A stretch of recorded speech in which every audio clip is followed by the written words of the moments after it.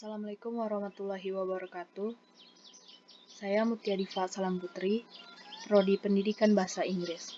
Pada kesempatan kali ini saya akan mempresentasikan PPT saya tentang kewirausahaan. Baiklah, pertama, ide dan gagasan usaha. Gagasan atau ide merupakan istilah yang dipakai baik secara populer maupun dalam bidang filsafat dengan pengertian umum, citra mental, atau pengertian.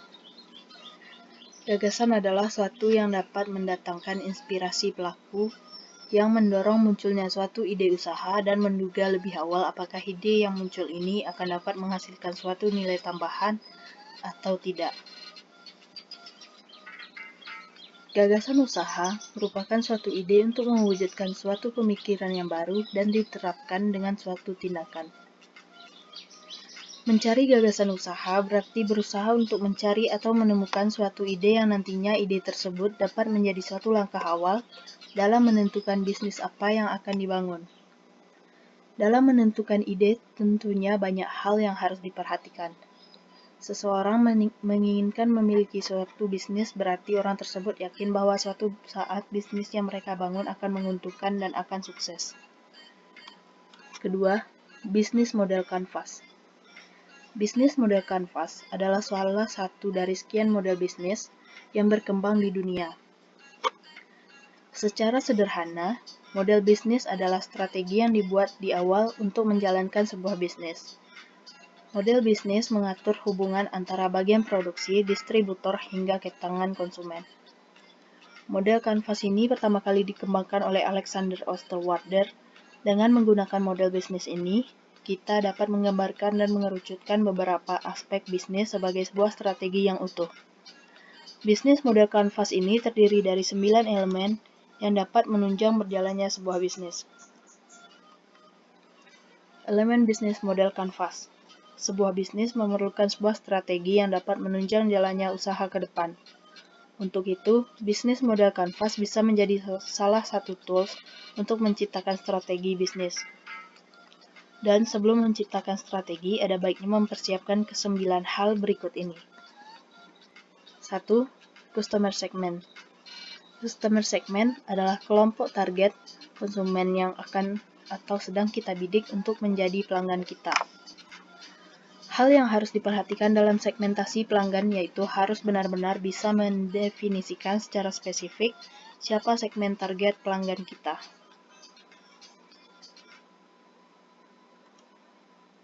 Kategori di dalam customer segment. 1. Mass market. Segmen pasar luas dengan jenis kebutuhan dan masalah yang sama. 2. Niche market. Segmen pasar yang spesifik. 3. Segmented. Segmen pasar yang memiliki kebutuhan berbeda tetapi dalam satu kategori. 4. Diversified. Segmen pasar yang memiliki kebutuhan atau masalah yang sangat berbeda. Dan kelima, multi-site platform. Layani 2 atau lebih pasar segmen pasar yang saling tergantung. 2. Value proposition. Value proposition merupakan nilai atau value yang kita tawarkan untuk pelanggan. Kelebihan dan keunggulan produk kita dibandingkan pesaing adalah hal yang harus dituliskan di value proposition. Kategori di dalam value proposition. Lalu standarnya value proposition bisa diisi sesuai kategori. 1. Newness. 2. Performance. 3. Customization. 4. Getting the job done. 5. Design. 6. Status. 7. Harga. 8. Hemat. 9. Meminimasi resiko. 10. Akses. 11. Kenyamanan atau convenience usability. 3. Channels. Channels adalah cara Anda menjangkau customer. Tidak terbatas pada distribusi, tapi juga hal lainnya yang menyebabkan bisnis Anda dan customer bisa bersentuhan. Kategori di dalam channels yaitu direct, sales force, web sales, on stores, indirect, partner stores, wholesaler. Awareness, tahap awal menginformasikan ke customer. Evaluation, cara membantu customer mengevaluasi value proposition yang ditawarkan. Purchase, cara-cara customer melakukan pembelian. Delivery, cara menyampaikan value proposition atau produk jasa kepada customer. After sales, customer support setelah terjadi transaksi.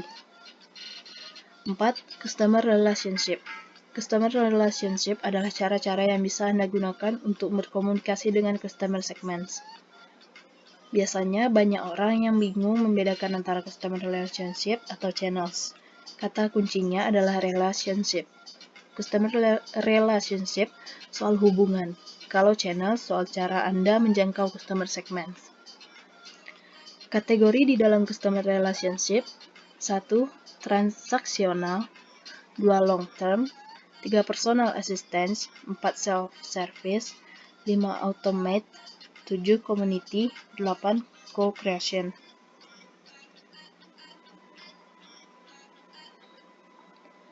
Tiga. Analisis dalam pemilihan usaha. 1. Pilih jenis usaha yang sesuai dengan minat. Memilih usaha sesuai dengan minat Anda memang sangat penting.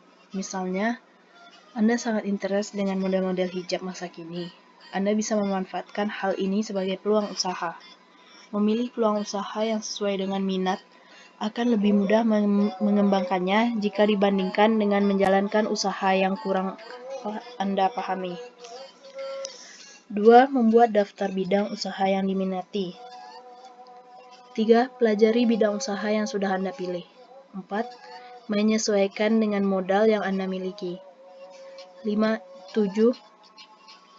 Niat dan fokus. 8. Action. Oke, mungkin hanya itu yang bisa saya sampaikan. Maaf jika ada kekurangan. Sekian. Assalamualaikum warahmatullahi wabarakatuh.